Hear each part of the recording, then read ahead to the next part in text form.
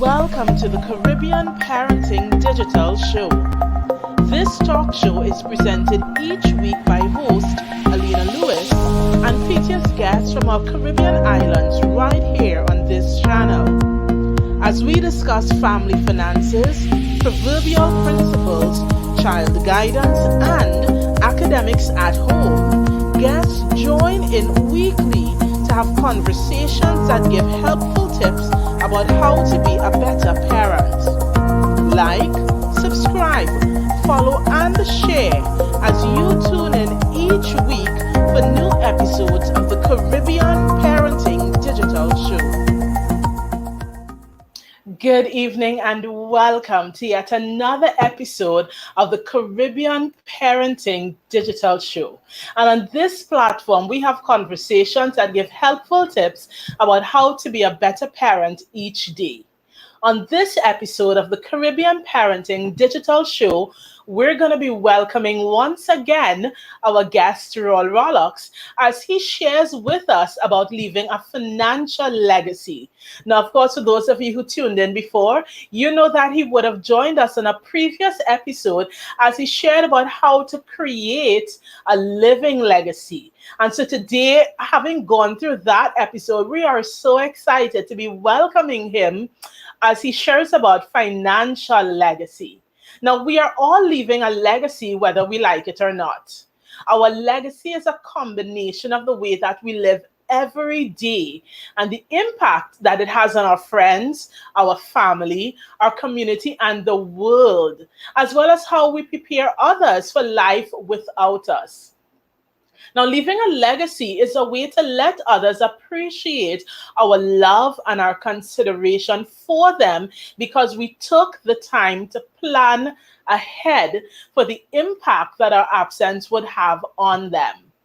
Now, for those of you who missed it last time, I want to remind you, Mr. Rollocks has been in the field of training, consulting, and business coaching for over 20 years. He has supported and led organizational transformation, change, and development consultancies for both local and regional companies.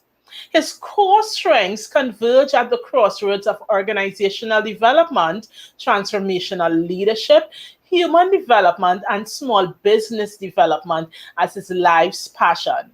Joining us today for this episode of the Caribbean Parenting Digital Show is founder and head coach at VisionWorks, Rollocks. And of course, we welcome you today for joining us, Mr. Rollocks. Thank you for being with us once again. And we're really, as they say, super excited to have you be with us on the show once again. Certainly is a pleasure, and welcome to all your guests and parents out there and those who are part of the Caribbean parenting family and network. It's a pleasure. Yes, definitely. And so, you joined us last day. We spoke about legacy, defining legacy. You really put it in such a clear way that legacy is really about values and creation of a lifestyle and a way of operating based on those values. And you shared with us the importance of communicating those values. And even as we transition from there, I'm really excited today to talk about financial legacy and that part of things. And even as we meet and we have this conversation, definitely I'm looking forward to have you share with us to help us understand what financial legacy is all about. So can you take a moment to share on that? Yes, thank you again. In the last session, we had a working definition where we said that leaving a legacy had to do with the values and the valuables that you pass on to those that come after you, your next generation. So when it comes to the valuable part, that's where we're talking about assets, things that can continue to give value to those that come after you in terms of financial assets. It could be property, real estate. It could even be intellectual assets, as well as physical assets. So when it comes to leaving a financial legacy, these are the kind of things that we want to discuss. We're also going to look at to sustain that type of a legacy, there are financial habits that we need to have. We need to have the right practices. How do we practice good financial stewardship over the things that are bestowed to us or upon us? So those are the things that we want to look at when we start thinking about a financial legacy.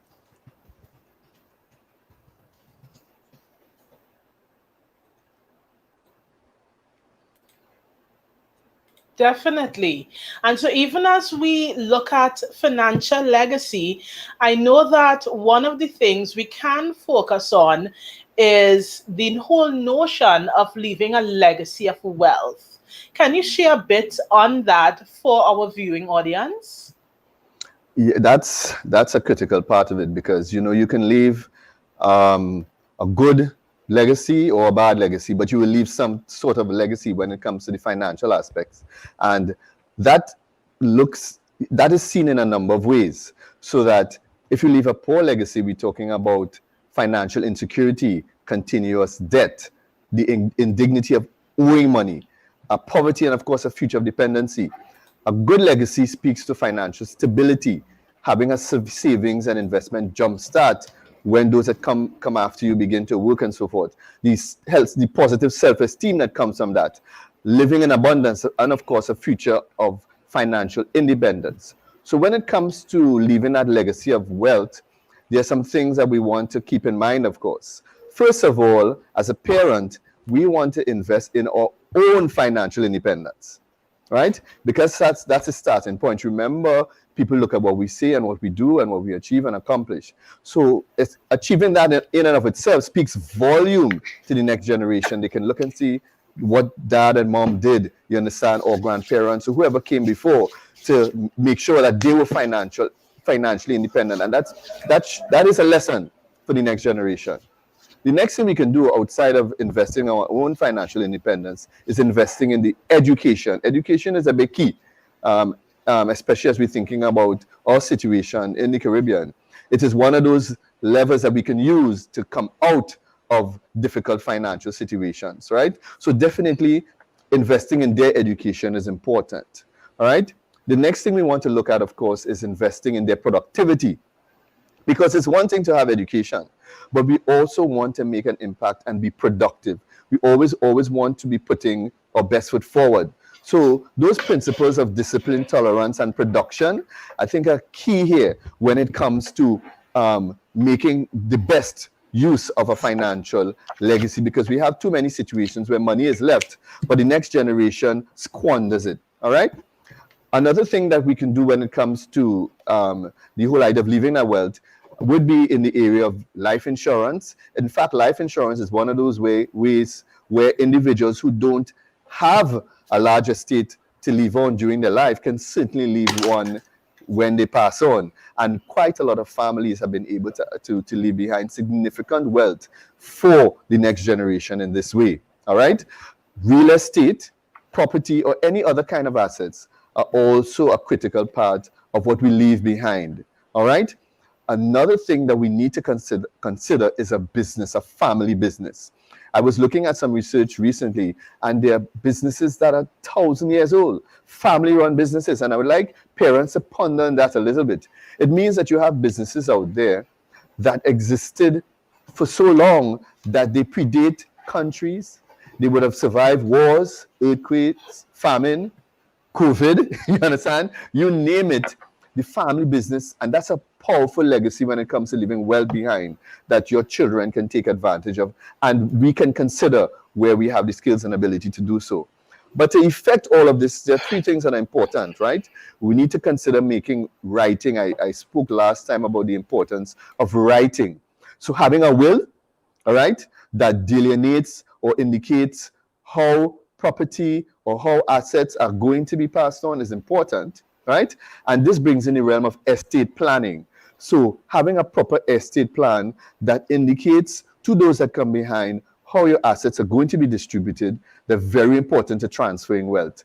A big part of that as well is the whole question of a trust. And it's not something that is very popular, all right? But a trust can go very far in preserving the wealth for future generations, because you can put stipulations when you set up a trust that indicate how money is to be used over a period of time. so you can lengthen the use of that asset that you leave behind. So those would be the important things, Alina, to keep in mind. Yeah, definitely. But even before we move on, I really want to go a little bit to some of the earlier points you were making, just for clarification. And I want to just really touch on the notion of wealth. What is significant, do you think, that parents should understand about what wealth is all about? Is wealth the equivalent of having money in the bank? Is wealth the equivalent of what is significant about wealth? Just to clarify for those who have really never delved deeply into it. From a financial perspective, we're talking about your net worth and the improvement of your net worth over time. So this involves looking at the assets that you have, the things that you own versus the things that you owe. All right. So when you minus what you owe from what you own, so if, for example, you look at whatever property you have, buildings, cars, whatever, versus debt that you have, whatever is left behind, it's called your net worth. And that essentially is what your wealth is, all right, from a strictly financial perspective. So increasing that over time, in other words, when your assets appreciate in relation to the debts that you have, you are becoming wealthier in that sense, or you're becoming more financially independent, which is really the goal of having wealth, all right? So those are some of the composites. Yeah, so in other words, is it fair to say then that from the perspective of the parent, if it is that a parent is thinking, okay, I have X amount of dollars, you could feel good. But then is it that what a parent could take away is that while you may have a certain amount of money, if it is that you have equally as much debt or more debt, you need to be concerned because while you're making money or saving money, you're not building wealth because your debt, how much you owe, how much you need to repay after a certain amount of time, it's equivalent just a little bit under or more than what you have. So what you are encouraging in talking about wealth is the fact that we don't just want to make money, but as parents, we want to be in a position where our debts are so much significantly less than what we have that we are creating that gap of wealth for what will remain after we're gone, or to provide for needs and so on. Is that what you're sharing with us there? Certainly, because we can get confused with high consumption patterns. So you can have a fancy car and you can have a big home, but you could have a lot of debt. Right. So you find quite often with a lot of families, earlier we were talking about bad characteristics of a legacy, you can have a cycle of debt being transferred from one. So as you pass your estate is passed on, people inherit this debt, all right? And that becomes a difficult starting point for them. So ensuring that you are in a positive rather than a minus is really the goal. You want to remain and also expand that over time. So as your income increases, you want your debt or your expenses to level off. And that gap there that is created is really where wealth exists, I financially totally speaking. understand. And you mentioned life insurance as a mechanism that we could use to really provide for when we're not here. But I know for many parents, and even as we consider in this time recovering from COVID, a lot of people, the instinct is to think, I cannot afford insurance. I don't have the money for that. What would you share to parents who feel that way? Is that justified that they should maybe abandon their insurance if they had one? Is it justified to say, I'm not going to start because I can't afford, I won't be able to keep up? What can you share about parents to help them build perspective when it comes to insurance, even in these present uncertain times? That part of it comes back to the value question, the whole values that we leave behind. So one of the things I like parents to consider is if, for example, their parents had left something for them, where would they be today? What kind of life would they have today? You understand? Particularly parents who may be struggling and having difficulty. I would think that their life would be very different today if that was passed on. So in the same vein, they have to see insurance in that regard and value it. On the question of affordability, there are many different ways and many different instruments out there. There are so many organizations and individuals who offer these products and services, so that there's a way that you can find something that's affordable, that makes sense for you, and is related to your specific situation, right? So getting good advice would be important in that regard. All right. And you mentioned estate, having an estate and estate planning. Can you take a moment to share for those who are not familiar with the term what estate planning and having an estate is all about?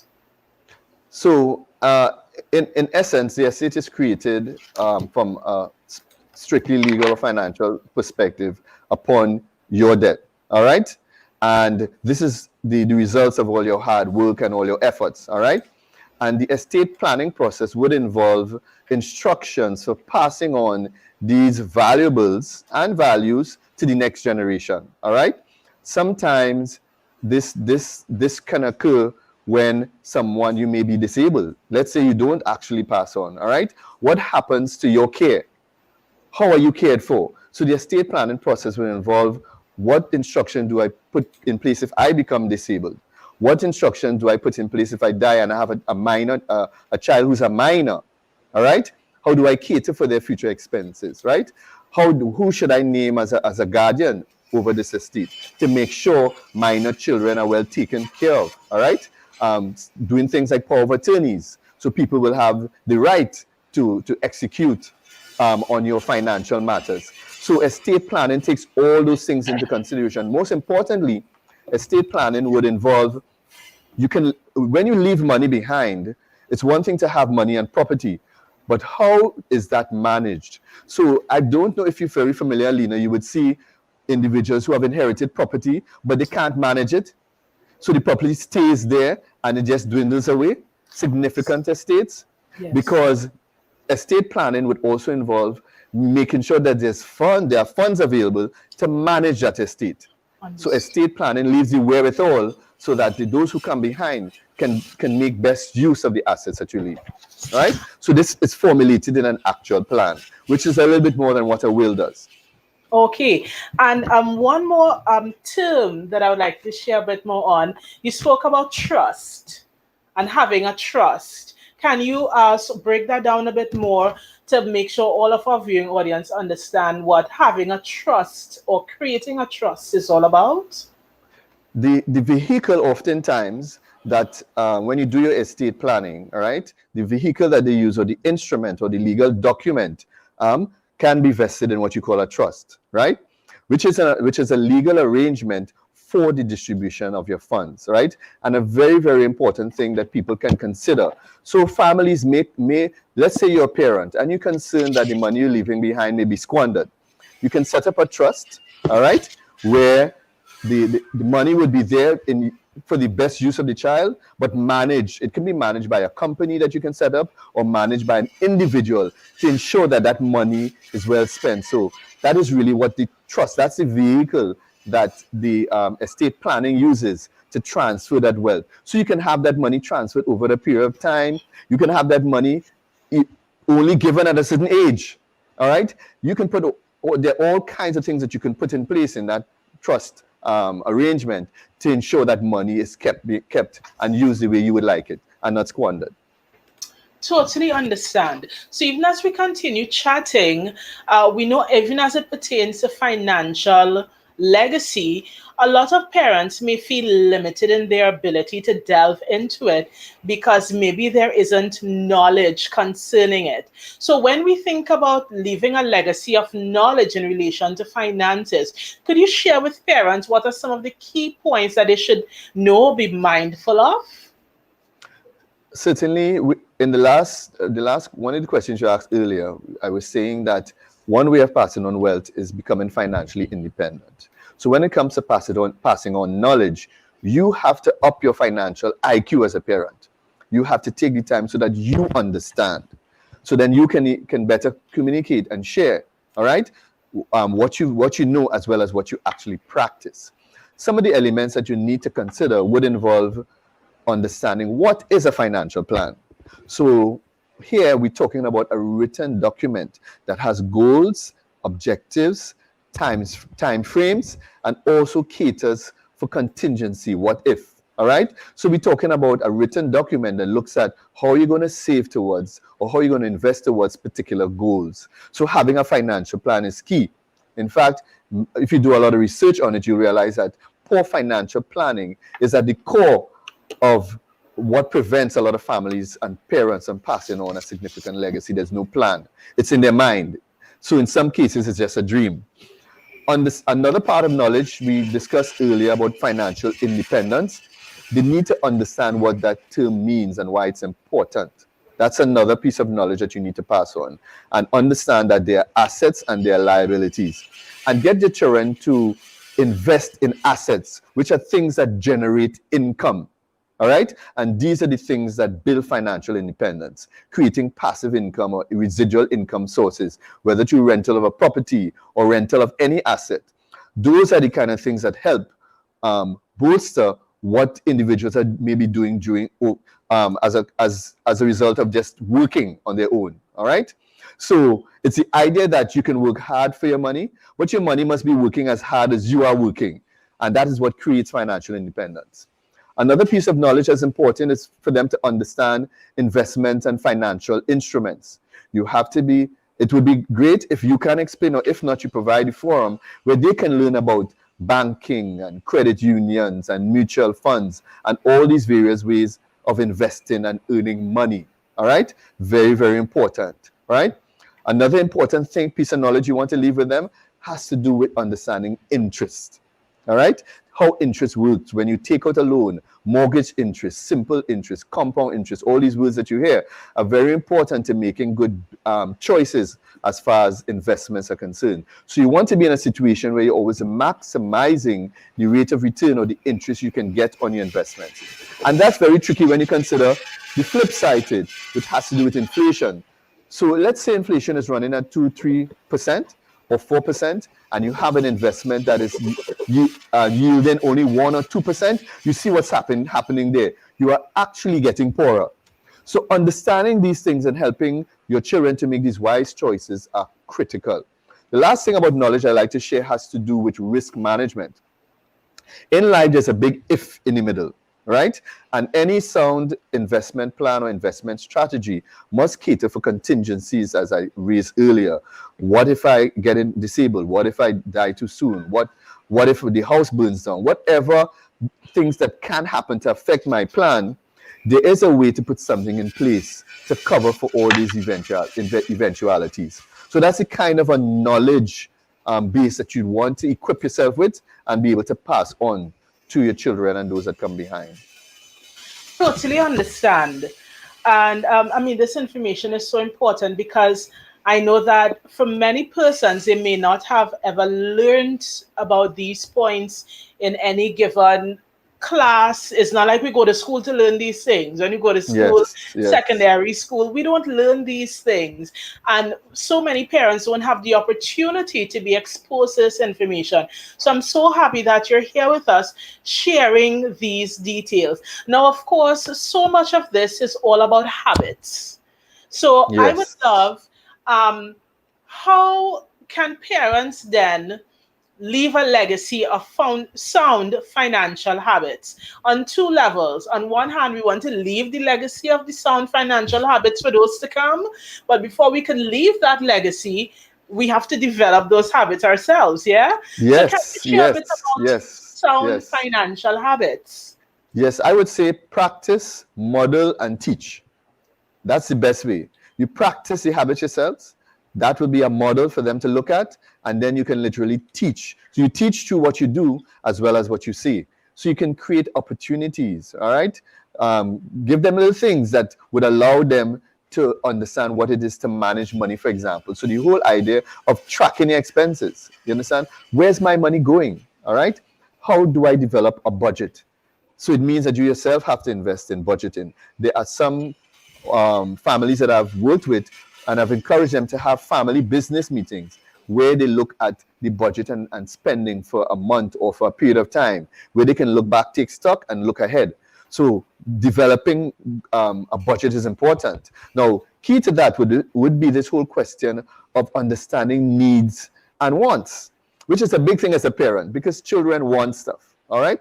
but we have to be able to teach them the difference between needs, things that are critical for their progress, and things that are nice to have. Although there are things that are nice to have as well, but we need to be able to balance it off, all right?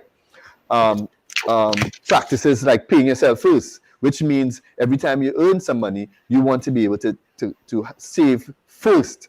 Saving first is a good habit, all right? Another thing that you can teach them is how to automate the payment of bills, all right? A big struggle that some parents have and some families have is that they have to run around going physically trying to pay bills, all right? By automating your spending, it comes out first, your bills, it comes out first, and in an automated way that you just have to deal with what is left behind, all right? There are other things like how do you manage credit and debit, you understand? How do you manage credit cards? As a financial advisor at times, I would encourage some people to just cut the credit cards. But the credit card is a big challenge. And if we don't teach them that skill to delay gratification, which is another habit they need to learn, not everything you see, you have to have it now. So you don't have to always put yourself in that type of expense. And credit card expense is, when you look at things that can bring people into debt, credit cards can contribute if you don't know how to deal with it well, all right? Other habits that you'd want to encourage, and I think very important, is this whole idea of giving. You understand? I think encouraging your children to give, is a very important habit, because as you give, we know it returns in many different ways, and we want to encourage this type of attitude, as they say, of gratitude, where you appreciate what you have and you are able to give and to help others. Those are also that's also a very important habit.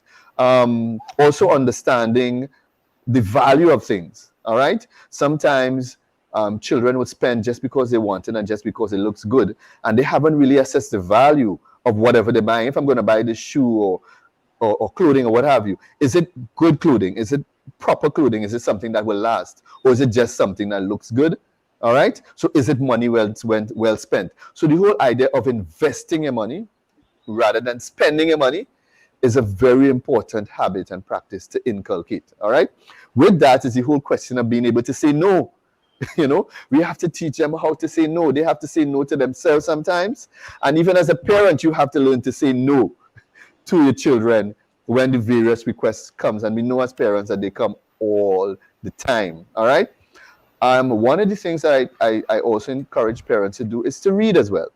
Read a financial book. There's a book I like to recommend called The Millionaire Next Door, Rich Dad, Poor Dad. There's so many of these books out there that if you as a parent invest time in reading yourselves, it can help encourage your children to be in that space where they're reading and constantly learning about these financial habits and practices. So those are some of the things I think would be important in terms of passing on habits to practice, model, and to teach the children, Alina.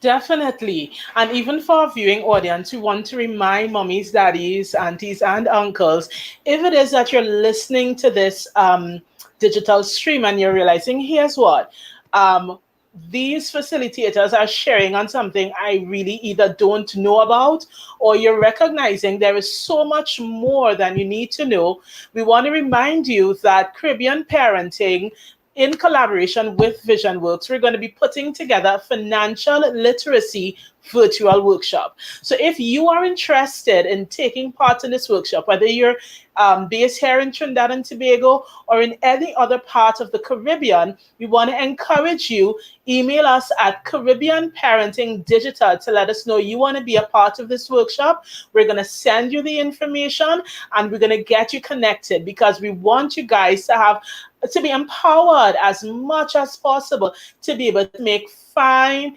sound financial decisions. Yeah, so we just want to encourage you to keep that in mind. Now, even as we move forward, Mr. Rollocks, we definitely want to get into our Q&A section, where we've been receiving questions from parents regarding financial literacy. And our first question says, how can you ensure when leaving a financial legacy for your kids that they will put it to good use? What are your thoughts on this? Great. Excellent question. So the first thing is to practice it. There's a case for training up a child in a way, in the way that the child should go, and the child will stick close to it. There's that case to be made. So you have to practice it and teach the discipline to them. And that's probably the most important part, because I shared earlier this statistic that says that so much of what parents can accumulate in their lifetime does not pass on. So giving them the habit, right? And there are many little ways that you can do that. Sometimes you can have your own little projects, right? Where they can set up their own little stalls, do little business projects, sell pennacool, sell sandwiches. All those things help them to understand the principles when they engage with it themselves, all right? In addition to that, of course, I mentioned earlier about the importance of leaving a proper will and proper estate planning, right? So what we have to do in addition is to make sure we put in writing the way in which we want money to be, the money that we leave behind or the assets that we leave behind to be used, all right? And setting up these things, put limits in terms of what they can do. There are some families, for example, that don't expose what they've left behind, doesn't expose their children to it until they reach a certain age. So they put a limit in their estate plan, in their trust, if they leave one behind, right? That limits when children can have access to the money and how they can use the money. It prescribes exactly how the money can be used. The idea really is to leave the money in a way that it stays as long as possible and benefits as many of your family and those that you leave behind as possible. Totally understand. Now, even as we go to our next question, another parent is saying, for persons who may not have much assets and finance to do a will, what can be done otherwise to leave the little that you have? Well, a will is essential regardless, all right? Sometimes people don't think they have, but you'll be surprised. You understand? Whatever little you have, you still need a will, all right? Because it treats with a lot of stuff, not just in terms of those big assets, but even little values that you have that are heirlooms, you understand? Now, when it comes to things that you leave behind, there's a whole lot. Remember, we also have intellectual property, all right? So sometimes you may be able to leave a book, something that you wrote, you understand? It may not be a vehicle or a car. It may be some part of your career that you've invested in that can be something that managed. For example, I know of a parent that wrote, you understand? And in writing, they left a number of these books behind. And they amassed quite a number of books that now their children are managing that particular estate that they left behind. So remember, assets can come in different forms, all right? But most importantly, understand too, I mentioned earlier, the value of life insurance. There are many persons who were able to leave for the children's money that they never even earned or saw in their own life by having a good insurance plan in place. So even in that case, you're able to leave something even though you didn't have the money during your lifetime. I don't know if that captures the question there, Alina. It definitely does. And, it reminds me of our last conversation, even when we spoke about creating a living legacy, where you spoke about all these different things that parents can do to leave that legacy. And you spoke about journaling, video blogs, and here you mentioned writing books or whatever. And, it just goes to remind us that not everything is about cash.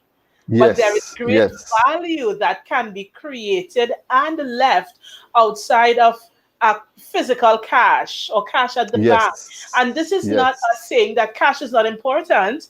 We're just saying that if you are in a position that maybe you don't have that level of cash to leave, whatever your situation may be, we just want to encourage you to recognize there is still value in so many other avenues that you maybe have already created or can create over time. So I was just smiling because I remembered our last conversation on the living legacy, and it fits in so well with what we're chatting about now, I'll give you another example. I dealt with a family once who didn't have a lot of money, but they had some land, and they really didn't have the money to develop the land in the way they wanted to. But what the father did, he planted trees. Right. So his legacy was this acre of land with trees on it. Their children were able to reap those trees, to cut those trees, and to sell. And that became a significant jumpstart. That was Wow. not small money at all right? So Right. by just planting, you understand? So this is why when we asked the question in the last session about how do you begin to action, each parent has to sit down and take stock. Do Yeah. your SWOT. What are your strengths? What are your weaknesses? What are the Yeah. opportunities that these present? And you'll be surprised what you can come up with and what you can leave behind for your children. Totally understand. And we have one more question, and that question is, thinking about the account of the prodigal son in the Bible, would you advise parents to tell children what is being left for them before time? Wow, that's an interesting one. That's a very good question. That's a very good question. I think this is a case by case thing. In general, you want to ensure that they have a sense of what you're doing and what is being left behind and how it is going to be used. But each family has to judge, all right, based upon the relationship that they have. We would expect that, we're going to have children and they're going to do exactly as we would like them to. It doesn't always pertain. So you have to know your children, know your situation, all right, and deal with it accordingly. The general rule is yes, you want to. In some cases, you have to share information a little bit more judiciously. So you have to Right. share what they need to know, all right? Because in some cases, they may just squander it, and that is true, all right? Yes. But generally, the rule is you want them to know, you want them to have a sense, because you want to build in them a sense of, I would say, righteous expectation. The sense that, yes, this is something that my parents are doing for me, but this is how I need to access it, and this is how it needs to be dealt with. Other than that, we know sometimes people can take things for granted. Children can take things for granted. Totally understood. This was an airful, a mouthful, a bellyful, a everything full. This was definitely a deep one.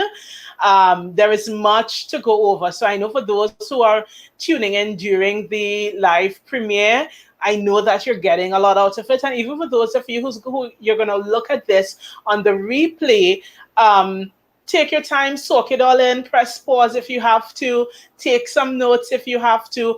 And remember, if at the end of it all, you feel like, hey, there is so much more that I need to know, check out the financial literacy workshop for parents, the virtual workshop that Caribbean Parenting is going to be planning in conjunction with VisionWorks Solutions, so that you can learn more from the comfort of your homes. No matter where in the Caribbean you are, you can learn more. And even speaking about VisionWorks, can you at this time, Rawle, take a moment to share with our audience a bit more about VisionWorks Solutions and how the services and support from VisionWorks Solution helps individuals even as they consider building and leaving a financial legacy? Certainly. It's been over a couple of years working with businesses, working with individuals. I've been really concerned about the issue of impact, all right? And I've come to understand that we can be very busy, all right, doing things. You understand? But what we're doing making impact? And is it sustainable? Is it something that's going to last 1 day or 2 days? Or is it something that can live on?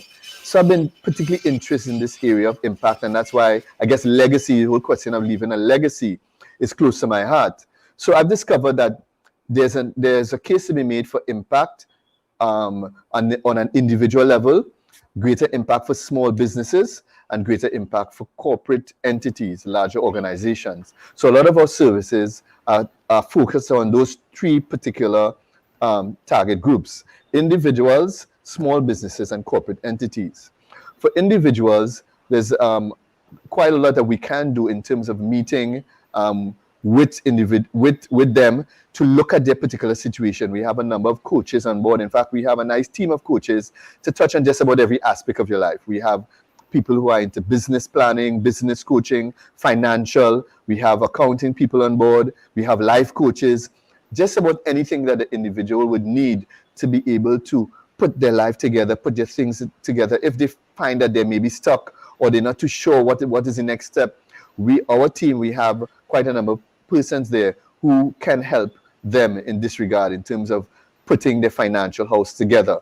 So in a nutshell, that's what we can do, and of course refer them to to the persons that they need as well. Because when it comes to financial planning and leaving a legacy, we also have to consider the role. There's a legal aspect of it. So getting good legal counsel is something I would always recommend as well. And we can also help in that regard. Definitely. And can you share a bit, Mr. Rollocks, how can persons get in touch with you guys at VisionWorks Solutions? Sure. They can check us online at www.visionworks.solutions, right? And they can have all the information there about what we do and how to get into contact with us further. All right. If they want, they can drop me a line. They can send me an email at Rawle, that's RAWLER, at visionworks.solutions. So they can also send me an email or drop me a line. When they go on the website, there will be opportunity for them to book a coach or to send in a request as well. All right. So those are the avenues in which they can get into contact with us at the moment. Yeah, totally understood. So, Mr. Rollocks, again, thank you so much for joining us on this episode of the Caribbean Parenting Digital Show. I trust that it was a great experience for you, and I know it's definitely a great experience for our viewing audience. So thank you once again for coming in on yet another episode of the show, yeah? Good. So moms, dads, aunties, uncles, thank you for tuning in to the Caribbean Parenting Digital Show. As you know, we're streamed bi-weekly, and we look forward to having you join us on this platform every Wednesday and Sunday as we have conversations about topics that impact and support effective parenting. Hopefully you've done it already, but if you're new and you've not yet done so, be sure to like, subscribe, and share with others. So until next time, I am your host, Alina Lewis, and we thank you for joining us for yet another episode of the Caribbean Parenting Digital Show.